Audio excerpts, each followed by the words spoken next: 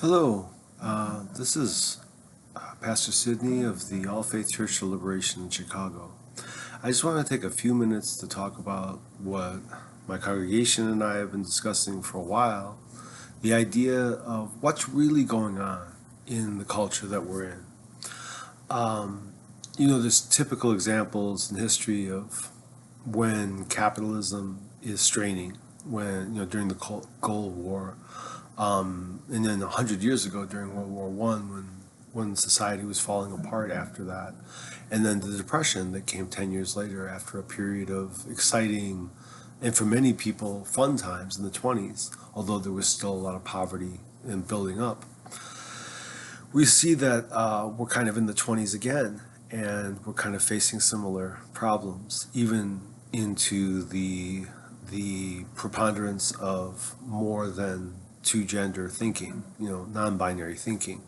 Also, anti-Semitism is on the rise in a way that I never, as an older person, growing up, it was impossible to conceive of the Nazis or anything like that being much more than a few people being, kicked off a bridge by the Blues Brothers, maybe 40 people in the entire state. It was Nazis. Now you have millions of people who believe really ridiculous things. And anyway, there's been a lot of discussion, and I wanted to just put a real specific concept. What is fascism? What is communism? This is what people are afraid of. Are they going to go to the left dictatorship where, there'll be no guns in people's possessions, people won't be able to practice their religion? That's what, the right wing says about the left. And then the equally frightening, and to many people more frightening, concept of fascism coming. The idea that the corporate elite will nakedly rule with the most horrible values of hundreds and thousands of years: anti-woman, anti-softness in general, and strongman thinking. Even though the strong men offered are they're not very impressive in that sense. I'm again never going to caution or tell you who to vote for, but I think the idea that we even ask the government to be the ideal, whether it be on the left or the right or in the center, is really the wrong way to look at the government. The government is really there to try to be as hands-off as possible to everyone involved, and the only power it should have would be to neutralize the power of tyrants or mass movements that are doing wrong things. Those are the ideas of the kind of conservative and liberal concept, kind of like the middle of the road America, which could also, you could argue, who is running for that. The main thing I want to say is that there's always a populism that's striven for, either on the left or the right. There's the idea that, everyone agrees with us, whatever this perspective is. And really most of the real deciders of what we see on the media have, both culturally and in a class way, no connection to most people, and are just kind of guessing as to what will work. Some people think, this is a popular movement, let's get behind it. Let's perhaps co-opt it. Let's perhaps steer it in the direction we want it to. And then there's the resentment that other people have, which ends up getting focused on the people who seem to be being favored by the system. And this can go both ways, as I say. The way the left seems to be trying to make a coalition of people who have had a hard time with capitalism in the last hundreds of years anyway. And the right wing seems to be trying to gather the people who are angry at the focus being on that. What we really miss is that we're kind of all in this together, literally. I mean, I breathe, you breathe, we're breathing the same atoms, even if you're on the other side of the planet watching this. I'll breathe this, and by the next few minutes, you'll be breathing it, and vice versa. It's impossible to try to divide a family against itself. If you have young people who are perhaps exploring their gender in ways that the older generations aren't familiar with, you have the older generation feeling resented and being resentful of, the possibility that what they were raised with will change. But it's always been that way. It's always been that way for generation after generation. And if you look at it from a long-term perspective, we are right now at the cusp of where we were 100 years ago before the Nazis got rid of the positive culture of many genders possibility, many cultures possibility, many languages, many art forms, a kind of a flowering of people's culture, which in the name of the people, both the left and the right were trying to stir in their direction. And the right won in Germany, in the Nazis. They got rid of the communist opposition, by force. People who don't know that history, it can be very hurtful if you were raised, as I was, by people who were born in 1903. My grandma was 121 years old this year, but she raised me as a child, and she was only 70 or 80 then. To really hate the kind of things that almost destroyed democracy last century, to really hate the kind of things that brought us to war and depression, to really despise the kinds of populism that depend on othering other people. We have a possibility now of bringing everyone together in a better than just vote this way or that way movement, a movement that will sustain itself over time.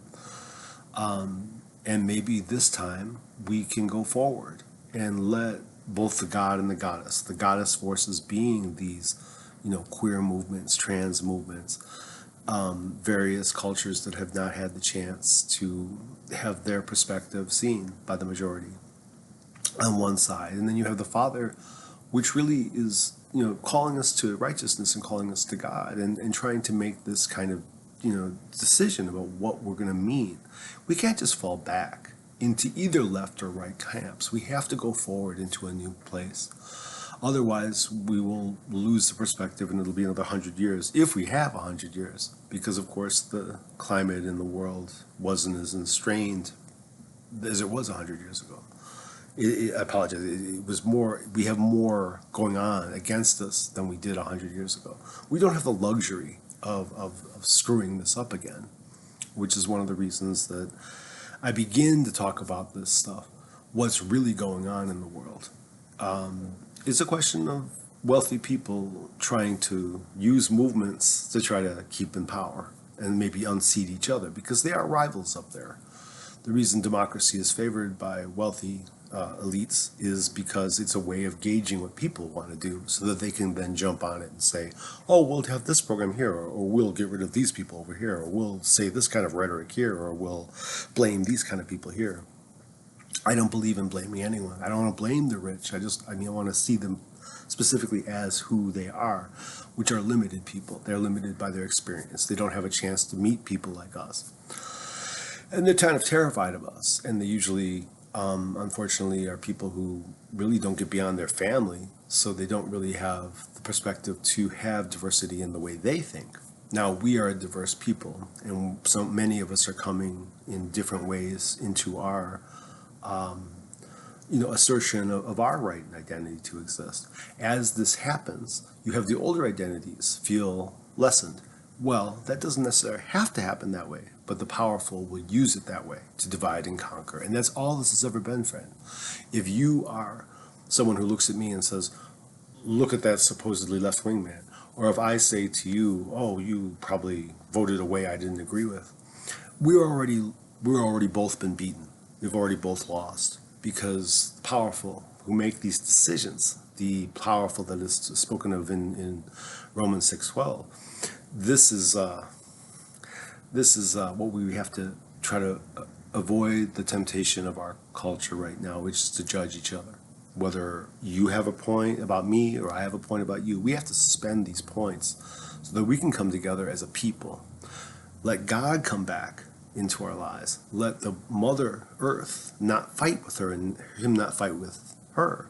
Have them both be balanced, the living in the world and the living for the future and for the God in the world now. How can we get this together? Well, we just have to start listening to each other and listening to the perspective of other people. I can listen to people who don't agree with me. I have people in my church who I've argued with and and they've given me perspectives too that I have changed my mind. That's what a church or a community, any kind of community, you can depend on. That's the beauty of a community, because it will make you go beyond your perspective or someone else's and start to see the universality of human experience, even if we're all diverse. One more thought. If God wanted us all to be one way, he would never have made more than Adam. Him and Adam would have been everything. But eventually, even God saw, you need companionship, you need more, you need more. Almost like if there's 100 billion galaxies, 100 billion brain cells, it becomes connected that we, on a certain level, can connect with God, and God connects with us in that perspective, from the very largest perspective, the very smallest perspective. And it's an opportunity now, for the future of our life and for the present tense, to not want everyone to be one thought. God, you don't have one. You have one brain cell. You need to have millions and billions of brain cells to have one thought. Let alone all of us together, 8 billion people or more, trying to struggle.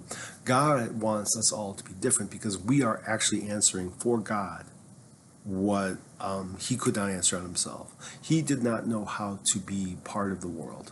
That's why we were made. So it's not error or wrong or sin to be in the world. It's error, wrong, and sin to judge each other because of how we live in the world. And I'll be beginning more. I wanted to say more. I feel that I've come to the end of this video, but I will continue to try to make my perspective, the perspective of my friends and family, clear, as we all kind of look to the future, to the possibility of some real terrible breaking down of our country. We need to stay together, regardless of who you voted for, regardless of if you voted or not. We need to stay together, because not only are we all Americans and all humans, but we are all children of Allah, children of God, children of Jehovah, however you want to say this person. And we're all part of the same Mother Earth, however you see that. I mean, Mother Mary took that perspective in Revelation 12:16, where the earth sided with the woman. So it's obvious that in some perspective, you could see how Mother Mary could be that new face of the last couple thousand years of a very much older goddess. But in however you see these things, try to listen to me. I'll try to listen to you. Let's try to listen to each other. Because no one answer, especially a political answer, can ever be right for every occasion. The reason the Bible was written is to show how God had to get away from his own laws in order to see the love of humans and their imperfection, which allows him to be more perfect by embracing his imperfection.